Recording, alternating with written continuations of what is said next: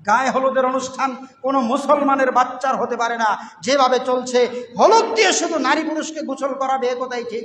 আপনার বিবাহ হুজুর দিয়ে পড়ানোর দরকার নেই। আপনি যেভাবে গায়ে হলুদের অনুষ্ঠান করেছেন ওভাবেই ওই নাফরমান বেঈমান এমনিতেই দিয়ে দিবেন, ওর বিয়ে পড়ানোর কোনো প্রয়োজন নেই। একটা মেয়েকে সাজিয়ে গুজিয়ে স্টেজে বসিয়ে দিবেন, হিন্দুদের মূর্তিকে যেভাবে বসে দেওয়া হয়।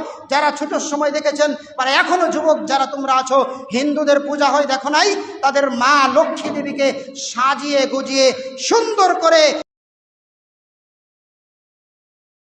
একেবারে লাল নীল বাতি ধরিয়ে সেখানে বসিয়ে দেওয়া হয়। তার সামনে কি থাকে?